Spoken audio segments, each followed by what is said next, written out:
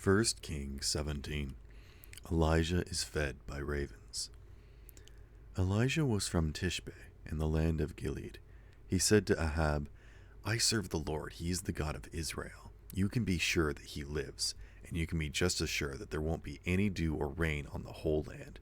There won't be any during the next few years. It won't come until I say so.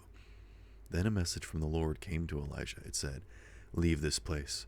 Go east and hide in the Kerith Valley. It is east of the Jordan River. You will drink water from the brook. I have ordered some ravens to feed you there. So Elijah did what the Lord had told him to do. He went to Kerith Valley. It was east of the Jordan River. He stayed there. The ravens brought him bread and meat in the morning. They also brought him bread and meat in the evening. He drank water from the brook. Elijah visits a widow at Zarephath. Sometime later, the brook dried up. It hadn't rained in the land for quite a while. A message came to Elijah from the Lord. He said, Go right away to Zarephath in the territory of Sidon. Stay there. I have commanded a widow in that place to supply you with food. So Elijah went to Zarephath. He came to the town gate. A widow was there gathering sticks.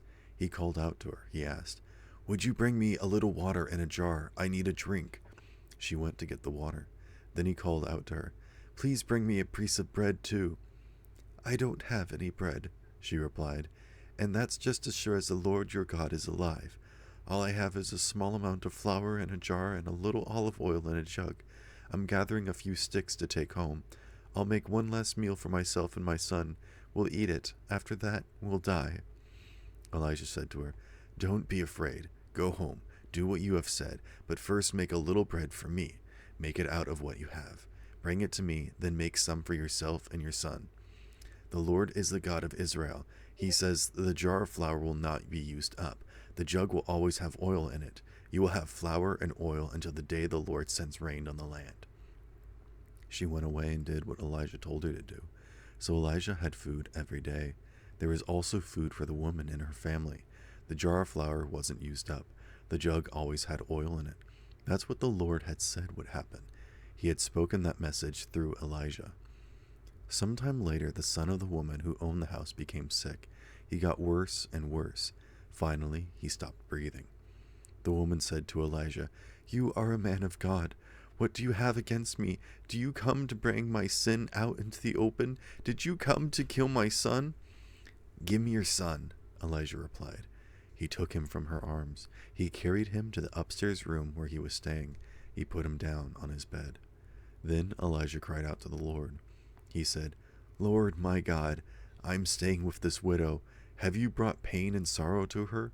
Have you caused her son to die? Then he lay down on the boy 3 times. He cried out to the Lord. He said, Lord my God, give me this boy's life back to him. The Lord answered Elijah's prayer. He gave the boy's life back to him, so the boy lived. Elijah picked up the boy. He carried him down from the upstairs room into the house.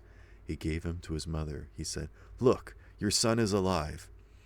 Then the woman said to Elijah, Now I know that you are a man of God. I know that the message you have brought from the Lord is true.